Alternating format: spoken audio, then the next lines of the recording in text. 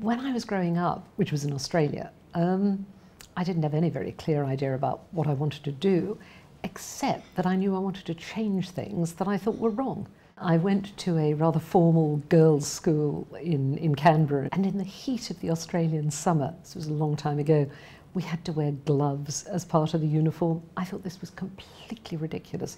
So I started a campaign to get rid of the gloves, and I completely failed, but I'm glad to say several years later they did change the rules anyway.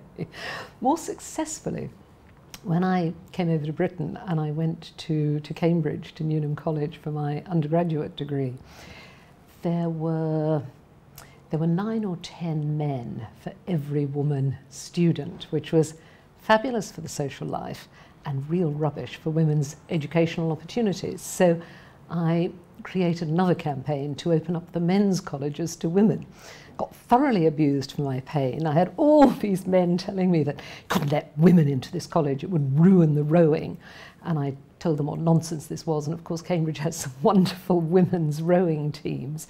But the upshot a few years later was that the men's colleges did start opening up to women. I then worked for Age Concern, and then for what is now Liberty, the human rights organisation. So I wanted to change things. That was what took me into politics, and then of course into government. What I found as a government minister, and I don't think this is different from being a leader in any other walk of life, you really have to spend time thinking about what it is you are trying to achieve. What are you there for? And given that as a minister you may not be there for very long, you need to be very clear and very focused about that. But you also need to make sure that you've got the right team around you, but that you've also got the right relationships in the wider environment. I mean, when I was Business Secretary, Secretary of State for Trade and Industry, I put a great deal of time into just building my relationships with business leaders.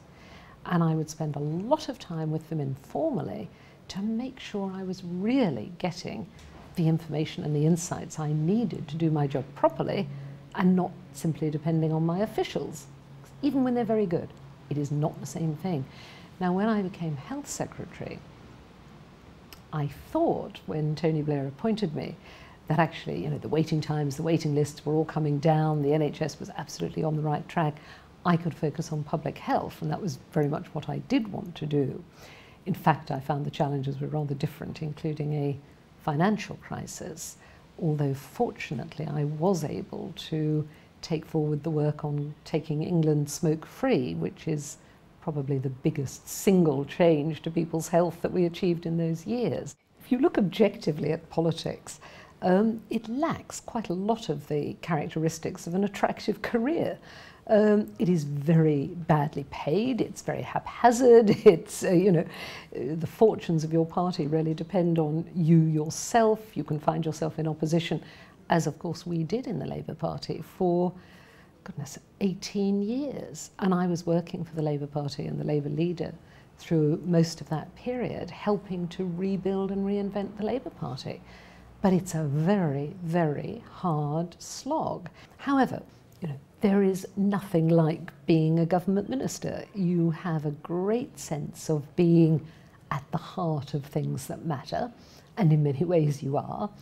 And of course you can make decisions that have a huge impact on people's lives.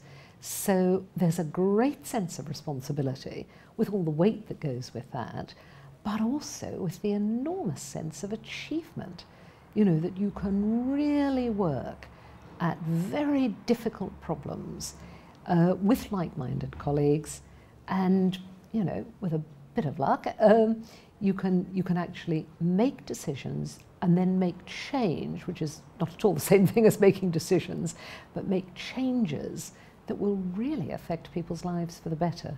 I think over the years I've built up a leadership style which is first and foremost about listening to people and learning from them in whatever organisation I'm in, but which is also very collegiate in terms of building up a team of really good people whom I can trust and who trust me, and then together working out how it is we really achieve the goals and working together in the way that we want to work. In politics or in Parliament, always remember your opponents are opposite you, your enemies are behind. There's a lot of backbiting, all that stuff that gives a very bad name to politics. One of the best bits of advice I was ever given, which was given to me by a woman, was really cherish your women friends. Make sure you've got a really great network of women. And, you know, I'm a feminist, I campaigned for women's rights, I helped get the Sex Discrimination Act passed in this country. It's always been important to me to have women with whom I'm working, where we're friends, we share the same values, we want to achieve the same things, but we can also, you know, prop each other up when things get difficult. These days, I'm in my early 60s, I have absolutely no intention of retiring. I've been very fortunate. I'm the senior independent director on the BT board. And that, of course, is that's my main occupation. I'm on the board of Eurotunnel, and then I'm on the Asia Pacific Advisory Committee for Barclays. And I'm now chairing the UK-India Business Council and taking forward the economic ties between our two countries. We need more and more people in business and in politics in Britain who also have a deep understanding of what is happening in the emerging economies. Without that, how on earth can you understand the 21st century world?